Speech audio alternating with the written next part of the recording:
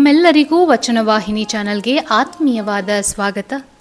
ಇಂದಿನ ಪಾಡ್ಕಾಸ್ಟ್ನಲ್ಲಿ ಅಲ್ಲಮ ಪ್ರಭುದೇವರ ಒಂದು ವಚನ ಹಾಗೂ ಅದರ ತಾತ್ಪರ್ಯವನ್ನು ತಿಳಿಯೋಣ. ವಚನವು ಇಂತಿದೆ: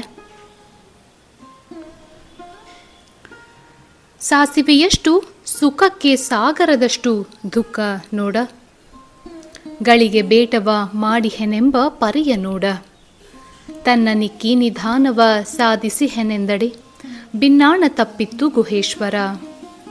ಸಾಸಿವೆಯಷ್ಟು ಸುಖಕ್ಕೆ ಸಾಗರದಷ್ಟು ದುಃಖ ನೋಡ, ಗಳಿಗೆ ಬೇಟವ ಮಾಡಿಹೆನೆಂಬ ಪರಿಯ ನೋಡ, ತನ್ನ ನಿಕ್ಕಿ ನಿಧಾನವ ಸಾಧಿಸಿಹೆನೆಂದಡೆ ಭಿನ್ನಾಣ ತಪ್ಪಿತ್ತು ಗುಹೇಶ್ವರ.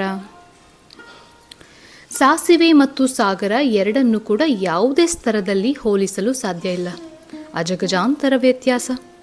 ಆದರೆ ಇದೇ ಸಾಸಿವೆಯ ಗಾತ್ರದ ಕ್ಷಣಿಕ ಸುಖಕ್ಕಾಗಿ ಸಾಗರದಷ್ಟು ಅಗಾಧವಾದಂತಹ ದುಃಖವನ್ನು ತಂದುಕೊಳ್ಳುವ ನಮ್ಮ ನಡೆ ನಿಜಕ್ಕೂ ಅನುಕರಣೀಯವಲ್ಲ. ಒಂದು ಕ್ಷಣದ ಆಕರ್ಷಣೆಗೆ ಒಳಗಾಗಿ ನಾವು ಮಾಡಬೇಕಾದಂತಹ ಬಹುಮುಖ್ಯ ಕಾರ್ಯಗಳನ್ನು ಮರೆತರೆ ಖಂಡಿತವಾಗಿಯೂ ಆ ವ್ಯಕ್ತಿ ಯಶಸ್ವಿ ವ್ಯಕ್ತಿಯಾಗಲಾರ.